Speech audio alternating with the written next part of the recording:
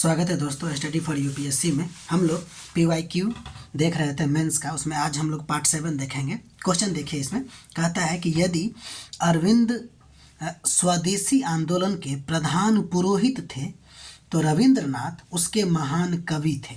स्पष्ट करना है, ठीक है। देखिए, स्वदेशी आंदोलन के दो प्रमुख सांस्कृतिक स्तंभ माने जाते हैं, एक अरविंद घोष और दूसरा रविंद्रनाथ टैगोर। इन दोनों का योगदान अलग अलग रूपों में था, पर उद्देश्य एक ही थी, ठीक है। क्या थी उद्देश्य? तो जनता में स्वदेशी भावना जगाना और राष्ट्रीय चेतना को मजबूत करना, ठीक। अब हम अरविंद घोष के बारे में बात कर लेते हैं।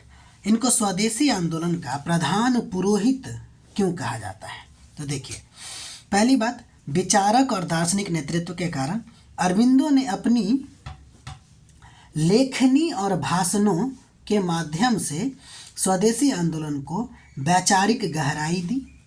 दूसरा पॉइंट, युगांतर, वंदे मातरम जैसे पत्रों के माध्यम से मार्गदर्शन। इन अखबारों में इन्होंने स्वदेशी, राष्ट्रीय शिक्षा, बहिष्कार और आत्मनिर्भरता के सिद्धांतों को फैलाया। तीसरा पॉइंट, क्रांतिकारी राष्ट्रवाद के प्रेरक, ठीक है। उन्होंने कहा कि स्वराज हमारा जन्मसिद्ध अधिकार है और इसके लिए बलिदान और त्याग जरूरी है, इसलिए उन्हें आंदोलन का आध्यात्मिक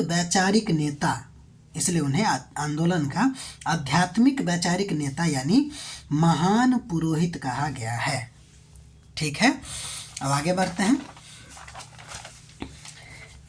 टैगोर की बात करते हैं। इन्हें महान कवि क्यों कहा जाता है? तो देखिए, 3-4 बातें इनके बारे में देखते हैं। भावनात्मक और सांस्कृतिक नेतृत्व के कारण टैगोर ने गीतों, कविताओं, नाटकों और रचनाओं से आंदोलन को भावनात्मक शक्ति दी, ठीक।